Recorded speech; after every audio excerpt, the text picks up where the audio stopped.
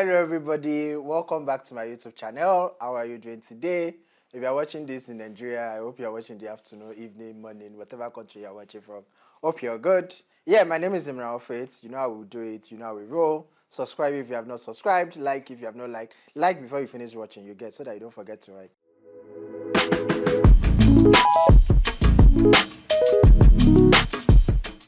I'm starting this exciting series. This is the first edition. You are so lucky to watch this, where I will be answering pertinent, important questions about your career, right? And who can guess what we'll be talking about today? I feel like my talk is already giving me off, you get. So we are talking about money. Money. Okay, so one of the most interesting takes I've seen on Twitter is that you cannot get rich with 9 to 5. I'm so happy that tech industry is changing that. So today, I'll be talking about something quite important, and it is things to consider when negotiating salary in Nigeria. Before I continue, this series is supposed to be 10 minutes, so don't worry. It's not one of those 30 minutes I used to do, and it will probably wrap up in like 10 to 12 minutes. So stay tuned. It's going to be pinpoint, straightforward, straight to the point. Are you ready? Take a deep breath, drink water, and grab your pen. Let's go. 5 things you should consider when negotiating your salary in Nigeria. Number 1, what industry is the organization? When I tell people about industry, they ask me, what do you mean? What do you mean industry? This is what I mean. If you're a customer experience person, and I'm using customer experience because I know that that's a role that a lot of people can connect with. If you're a customer experience person and you work in, say, e-commerce, or e-commerce is the only industry come to my mind right now. There are chances, I'm not shading e-commerce people, but there are chances that you will earn lesser than someone that is doing customer experience for a tech company. It is not cheating. It is the industry's ability to pay. So when you are negotiating salary, you are doing CX, and you have to look at the industry. Am I speaking with a tech industry or an e-commerce industry or an FMCG industry? The way that the wage range will work, in those kind of scenario would be very different. So that's number 1. Number 2, what is the content of the job description? The awkward moment when they say, what are your salary expectations? You're like, what budget do you have? One of the things that you can actually do, I know that you don't read job description. You just look at, they look for a job, but apply, you just apply. You need to sit down and read the job description, and I will tell you why. So I'm going to use HR, pardon me. If you're a people operations person, for instance, I'm not going to use companies that have worked. So if you're a people operations person at Netflix, right, versus a people operations person at Google, the job description of a people operations person at Netflix might be totally different from the job description of a people operations person at Google. For instance, at Netflix, you might have to maybe manage payroll. Not directly manage payroll, but maybe manage things like deductibles. Immigration might be part of people operations in Netflix. Whereas in Google, or at Google, I don't know which one is correct, the people operations role might not involve immigration. So it's very important that you actually read through the job description and say, you know how they used to bobo people now. They will say, you've seen it. They will say social media manager. And then you do social media, you do content, you even do design, you do Canva and everything. So you have to look through the job description and say, this is like 3-in-1 job. So how much are you guys going to pay me? Remember the first one, what industry? The second one, what is the content of the job description? Look at your friend and say job description. Yeah. Number 3, what are the relevant certifications that you have that relates to the role?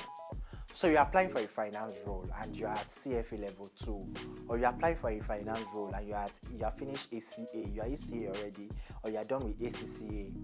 That's a distinguishing factor. If you say, hey, I want to earn 1M per month, and they say they can't pay you, remind them that you have ICANN and ACCA, and you're almost done with CFA. If you're a CFA charter holder, for instance, you are way ahead of someone else that is applying for the same role that only has ICANN and ACCA. Think of the late nights, think of the candle that you burn. I know you did not burn candle, you don't use candle, but you know what I mean, Abi. Think of those videos, those caffeine, those coke that you took. Do not be shy to call your price. Look at your neighbor, say, neighbor, do not be shy to call your price. Who can remember the first thing we talked about? Industry, then job description, then relevant certifications. The fourth factor, or fourth thing that you should consider while you're negotiating is reaching out to inner sources, to just ask. And people always tell me that, this is difficult. People don't like to, yes, Nigeria, I know. We like to keep things to ourselves, we hold things tight to our chest. One of the easiest things that I do is, hey, hi, first start on a normal ground. Maybe I'll talk about that in another video. But there are ways that you can connect with people to say, hey, I'm applying for this role. I just want to ask if you have an idea of what this role at this level. It's okay if you can't give me an exact number, you can give me a range. In fact, that range, I used to do it a lot. I just, reach out. I just want to have an idea of the range. Another thing you can also do is to say, so this company is in this industry. Can you find similar companies in those industries? And guys, this is why I asked. This has happened to me. I hope that my friend does not watch this video. So one of my friends interviewed in my former role, I interviewed her and everything. And when we were done, so I said, oh, what's your salary expectation? And she just named a figure, and I'm like, what? Do you realize this 2021? How are you naming this amount for this role? I mean, of course, I didn't say all that, but she did not even have to reach out to me. I think that that company that was way back then had their salaries everywhere, and we had people everywhere, and you could have just reached out to someone online to say, hey, what is the range of this particular role, right? So it's just exciting if you can reach out to someone, try to do a benchmarking. That's the word, benchmark. So if you're applying to, let me use names. So if you're applying to Flutterwave now, you can reach out to someone at Paystack to say, hey, how much do they pay this role? For Paystack. If you're applying to Unilever, then reach out to someone at P&G to say, hey, I'm applying to Unilever. What do you think that, what's the range of the salary for this role? You can check platform like Glassdoor. I mean, they might not give you exact amount, but they will give you an estimate. Hey, may they not shortchange your destiny. It is very important, guys, that you do this research. And then the last one, note the years of experience. Guys, I have to drop my phone to explain this one. I'm about to teach you HR. So when we write job descriptions and we say this job requires 3 to 5 years experience, or we say this job requires 5 to 8 years experience, it means that if you have 4.5 years experience, obviously you can apply.